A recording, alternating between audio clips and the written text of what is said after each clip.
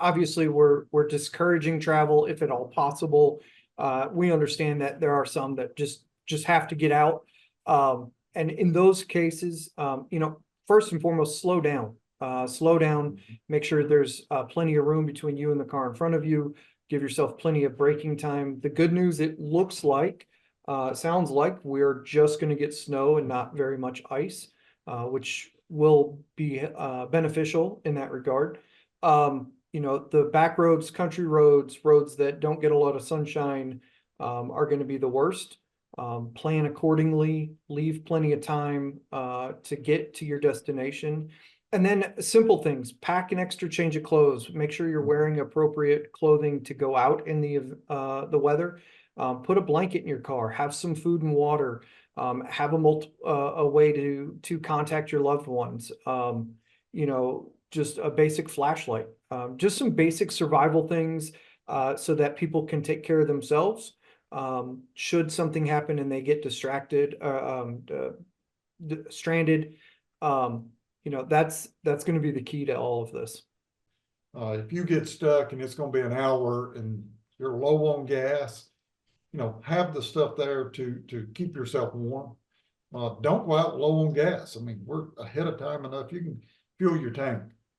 Do those little prep things. One thing that we do here in Maury County, and we teach all of our first responders and work with our 911 center.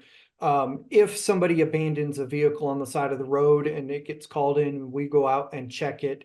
And we determine that it is an abandoned vehicle for whatever reason. We will put caution tape on it pretty visibly on the side mirror, door handles, wrap around the antenna, something to flag it so that if somebody else calls it in, we know that that's a vehicle we've already checked. So if the general public sees that, understand that they don't have to call 911 for that. If they see it tagged, that we've already looked at that and made sure that nobody was in there. We run into the problems of where that because of the temperatures, like Sunday morning, somewhere between 11 and 18 degrees, people start seeing the problem of their pipes trying to freeze. Well, they'll run heaters trying to keep those things warm enough where they don't freeze. And sometimes they get them too close to combustibles, too much stuff in the proximity of them, and it causes a fire. That's something we've got to watch. Start that heating early by swinging open the doors, like the cabinet doors, and allow some of that warmer air to move in there. Keep a watch on that type of situation. That is something big because we don't want to see somebody lose a house because their pipes froze. So we would recommend, obviously, two things. One, have a good working smoke detector. Have multiple working smoke detectors throughout your residence. Good batteries in them.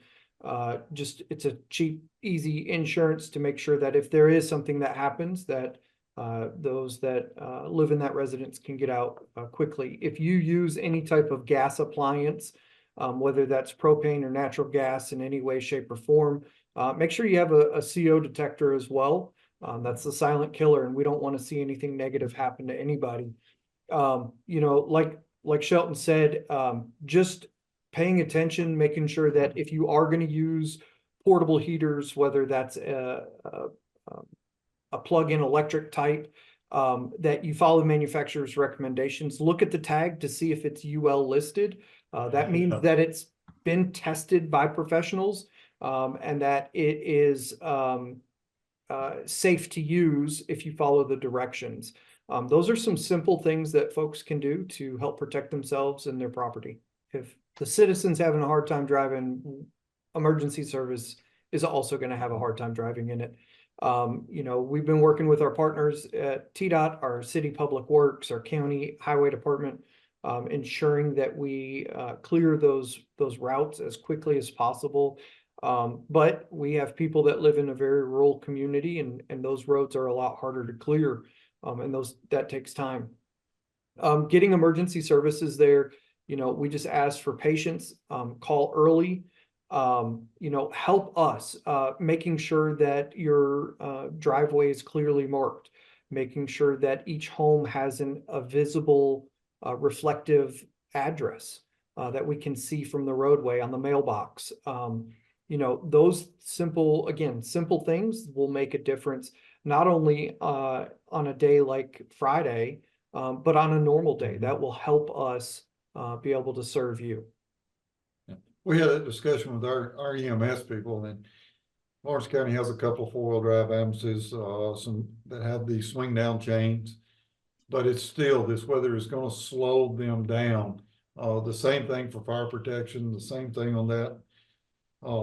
Not saying they won't come, because those guys are going to come, but if you've got any doubt, call early. That's the difference in being successful on a mission like that.